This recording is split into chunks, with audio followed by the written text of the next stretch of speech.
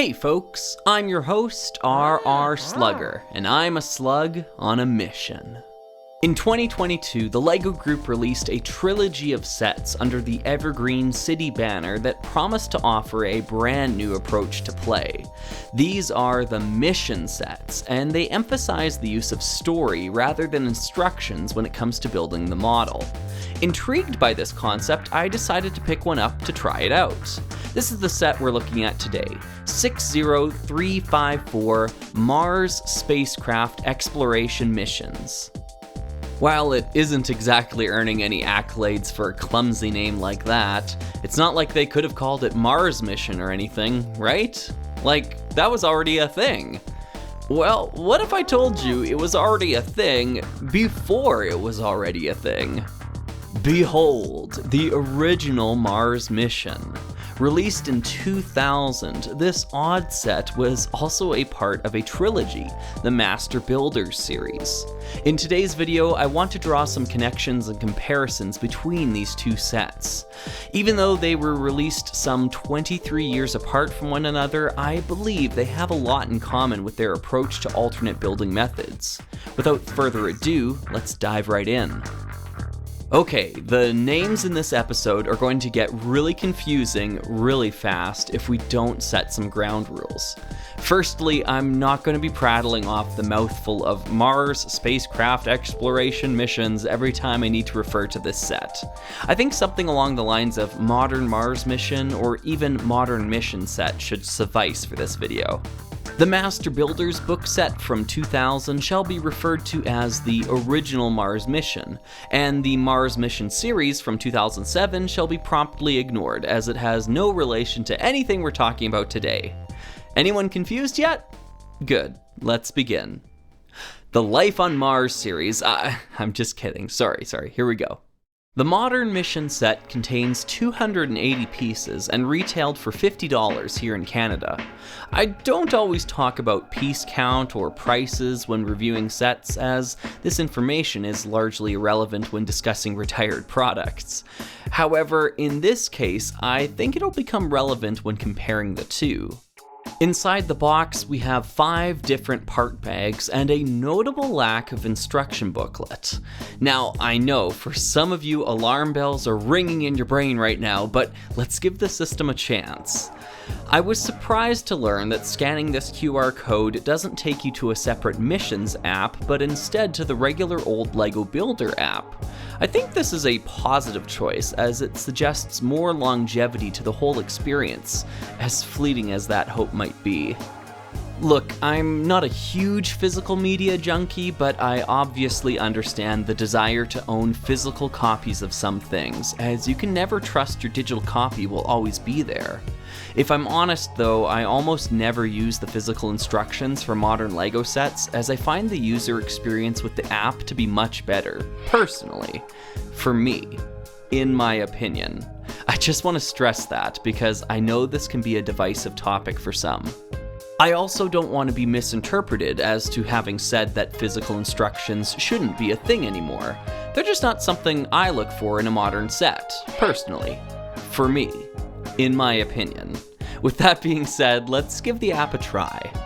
By and large, this is what we're looking at. Pleasant animations, story, and voice acting throughout the experience. I'm not going to point my camera at an iPad screen for the whole video, but hopefully you get the picture here. If you're curious and have the app installed, you can go experience the whole thing without having to purchase the set itself. You're supposed to begin by designing your astronaut minifigure from the parts included, but let's be honest, we all know who should be leading this mission. The app takes you through 8 detailed missions that have their own unique combination of instructions and freeform building.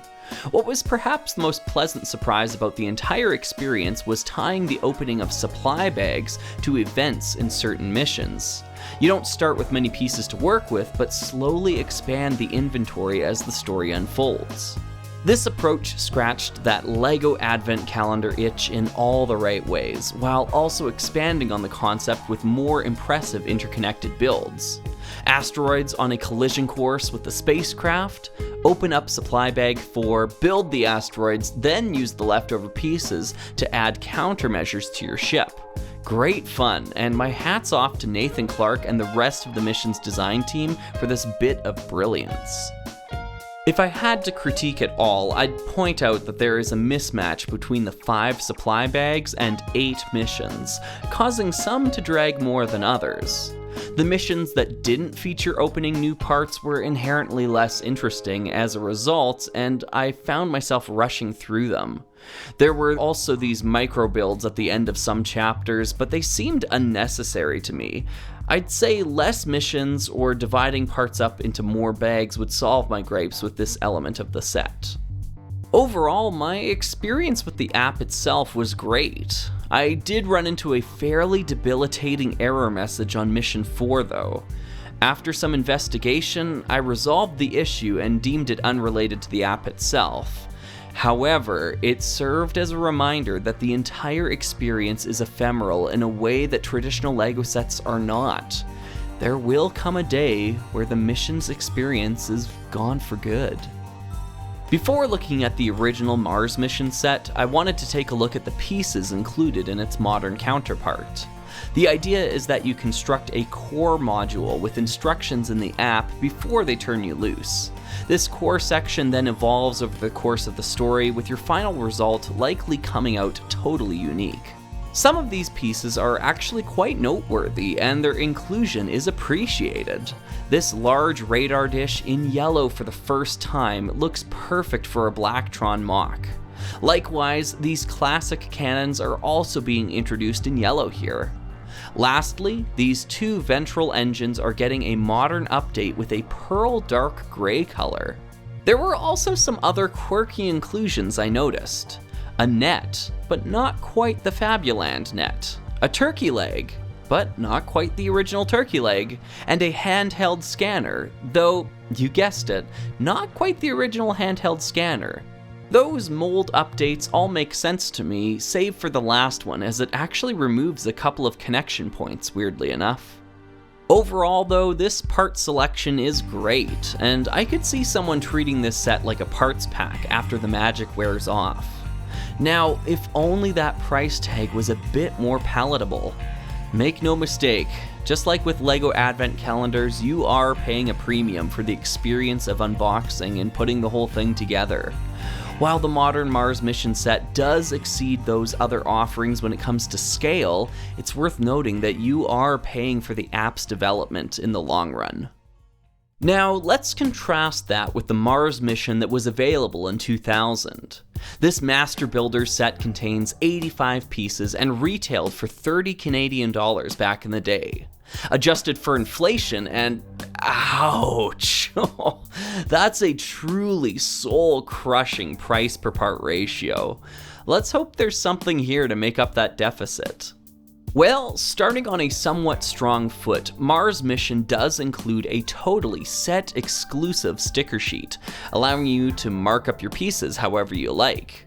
The main selling feature, however, is the included Ideas book, containing instructions for 15 different models. The difficulty in constructing these models ranges, though I was rather pleasantly surprised by most of them. Overall, it sort of feels like a jumbo-sized X-Pod in a way. There's even a certificate in the back of the book that allows you to keep track of your progress. Once you've completed all 15 models, you are officially a recognized LEGO Master Builder. So, that's exactly what I did. It was really fun to experience everything this set had to offer now 23 years later. Time has not dulled the appeal of this package, and therein lies the reason I've tied it to the modern mission set in this video.